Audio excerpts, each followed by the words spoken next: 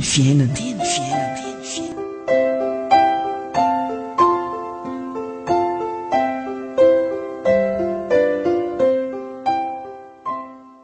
Fa izay rehetra mihinana sy misotro dia mihinana sy misotro fanamelohana ho an'ny tena raha tsy mamantatra ny tena izy. Amen. Korintiana 1:1-20 ny 9:7. Tena mampirisika mihitsy ny tenin'Andriamanitra ry havana, ary indrindra i Paoly apôstôly dia tena mampirisika antsika kristianina handray fanasan'ny tompo. Mampalahelo fa misy dia kristianina vita batisa, nianatra confirmation, nianatra katekomena, tonga mpandray fanasan'ny tompo amin'iny fotoana mahampandray azy iny ihany izy no mandray fanasan'ny tompo. Dia avy eo rehefa maty izy angamba vao miditra am-piangona. Ho anao androany, raha sendrasendra mandalo eo amin'ny sofinao izao teny fiainana izao amin'ity marainty na iza misy anao na ao an-tokantrano na eo ambony fandriana na sendra eo am-piomanana na anaty taxi brosy na anaty bus na anaty fiara eny am-pandehanana ianao na iza dia fantaro. Mahasoa anao ny fanasana.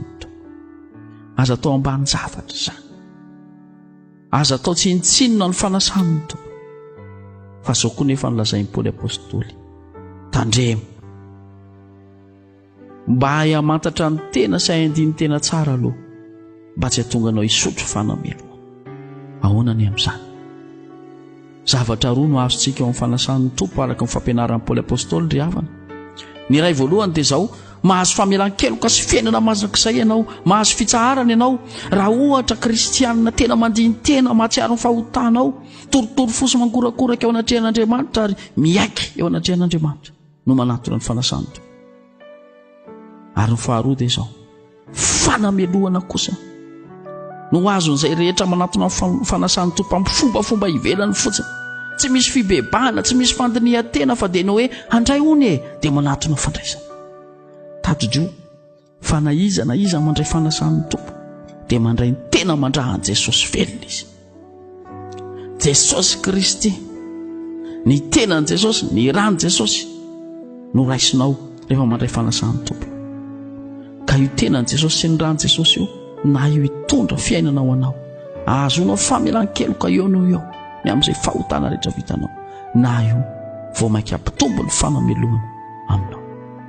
Ry havana, tsy manambara aminao akory izany hoe aza manatona eo mihitsy aloha fa ianao mbola tsy miendrika.